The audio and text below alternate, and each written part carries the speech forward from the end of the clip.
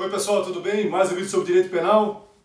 O tema agora é o artigo 149, o crime de sequestro ou cárcere privado, certo? Bom, temos aqui também a proteção ou a liberdade pessoal, e especificamente falando nesse caso aqui do sequestro ou cárcere privado, a chamada liberdade de locomoção. Então, o crime tem por objetivo a proteção da liberdade de locomoção das pessoas, certo? Bom, qual é a ideia aqui? É privar a liberdade de alguém mediante sequestro ou cárcere privado. O verbo então é privar. Privar quer dizer o quê? Retirar a liberdade. E como é que eu faço isso? Através de duas formas, o sequestro ou o cárcere privado. São coisas distintas, certo? E são bem simples de entender. Quando eu falo em sequestro, eu falo em privação da liberdade, mas com algum tipo de liberdade de locomoção. Por exemplo, eu coloco alguém numa ilha e deixo na ilha, ele pode se mover pela ilha toda. Bota a pessoa numa fazenda e lá ele pode se mover pela fazenda toda. Não pode ser da fazenda, mas pode se mover na fazenda toda. Então há uma certa liberdade de locomoção. Já o cárcere não. Vou trancá-lo num quarto, numa cela, num buraco, né, num lugar que a liberdade é um pouco mais restrita. Essa é a ideia. Talvez a primeira grande questão que surge nesse crime aqui, que choca as pessoas quando elas olham pela primeira vez, é a pena. Que é de 1 a 3 anos apenas. Aí tu pensa, poxa, mas só de 1 a 3 anos? Cuidado, gente. É que eu estou falando de sequestro ou cárcere privado e não do crime de extorsão mediante sequestro previsto no artigo 159 do Código Penal. Então esse crime aqui é um crime mais leve. Por quê? Porque eu só faço o quê? Só retiro a liberdade. Enquanto lá na extorsão mediante sequestro, eu uso essa privação da liberdade como forma de extorquir alguém e conseguir dessa pessoa algum tipo de resgate financeiro. Aqui não, aqui simplesmente há o quê? Há uma privação da liberdade. O exemplo que eu lembro desses crimes aqui, famoso em nível nacional, acho que o único que eu conheço, né, famoso em nível nacional, foi o caso daquela menina chamada Eloá, que foi sequestrada por aquele rapaz chamado Lindenberg Alves, no estado de São Paulo, em que ele manteve ela trancada no apartamento dela mesma.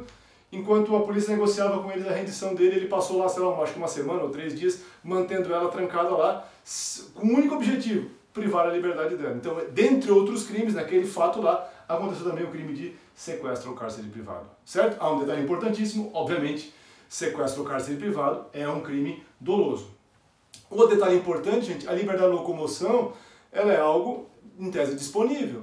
Portanto, se eu voluntariamente renuncio a essa liberdade, não haveria crime. Por exemplo, quem participa de um Big Brother, do programa Big Brother, está renunciando à sua liberdade de locomoção no tempo do programa. Está tudo certo, não haverá crime porque é algo consensual.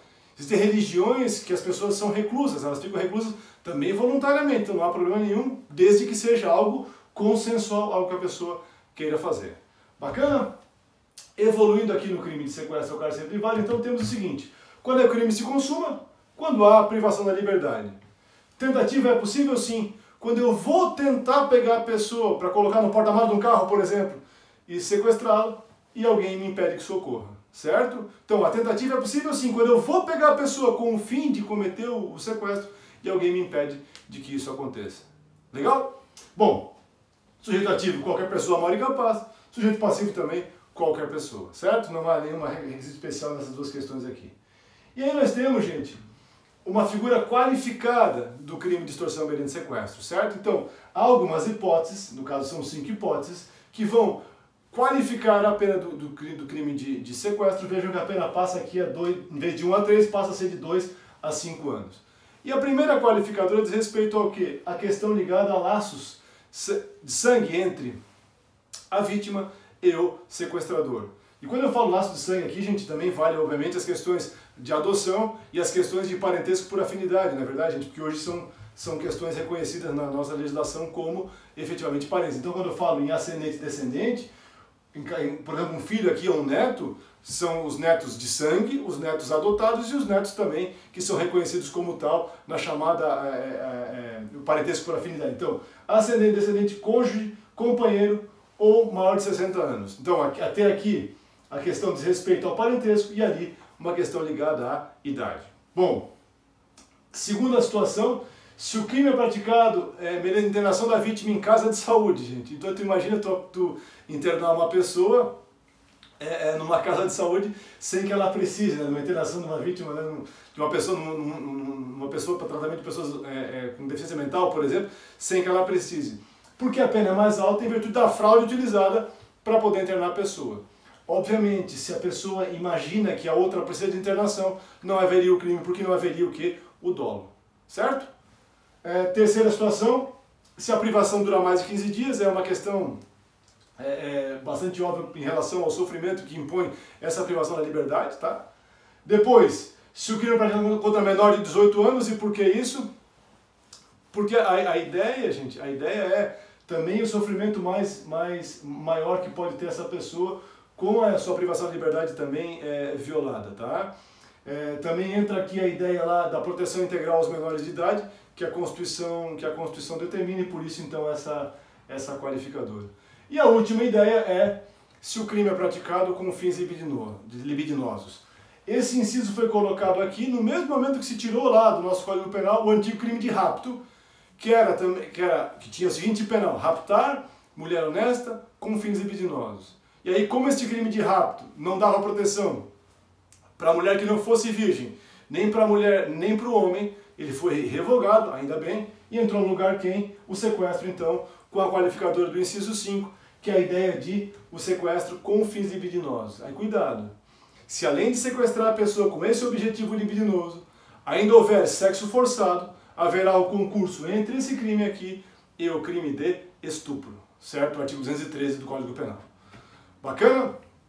E nós temos também, gente, uma situação interessante, que é a qualificadora pelo resultado, tá, gente? Que a pena agora passa a ser de 2 a 8 anos. Quando, se em razão dos maus tratos ou da natureza da detenção, ocorre grave sofrimento físico ou moral à vítima, tá? E aí, gente, olha só que interessante. A situação aqui, eu estou majorando a pena porque eu infringi mais sofrimento ainda à vítima que a vítima do meu crime. E aí, gente, quando eu falo em maus tratos aqui, eu estou falando em meios que acrescentem sofrimento muito desgastante à pessoa. Por exemplo, não dar comida para ela, impedir que ela durma, deixar ela ficar atrapalhando, né, ficar incomodando ela durante o dia todo, por exemplo. Então, situações que vão levar ela ao extremo, sabe? Dar pouca água, não deixar que ela beba água, ou dar, sei lá, água salgada para ela tomar, não sei, coisas que causem realmente maus tratos, tá? Quando eu falo em natureza da detenção, é justamente aonde a pessoa está detida, o local, a forma que ela está detida. Se ela tranca a pessoa amarrada num colchão, por exemplo, deixa ela num buraco de 1 metro cúbico, por exemplo. Então, o próprio local, a condição em que ela está detida, impõe a ela grave sofrimento físico ou mental. Isso, é claro, tem que ser verificado no caso a caso, tá? Então vai ter que verificar como é que foi a detenção, como é que foram os maus tratos ou o local da detenção para poder aplicar então essa qualificadora do parágrafo 2º, certo? E por fim, gente, esse crime é um crime de ação penal pública incondicionada, ou seja, vai ter ação penal independentemente da vontade da vítima. E aqui é interessante porque você deve saber que existe uma síndrome chamada síndrome de Estocolmo, em que em muitos casos em que há sequestro, a vítima acaba se afeiçoando ao sequestrador e não quer que nada seja feito com ele. É uma síndrome psiquiátrica reconhecida e que, obviamente, é uma síndrome causada pelo sofrimento que a pessoa tem e esse temor que ela tem pelo sequestrador. E claro que isso não pode ser considerado para a situação de não processar o criminoso que sequestrou a pessoa, tá?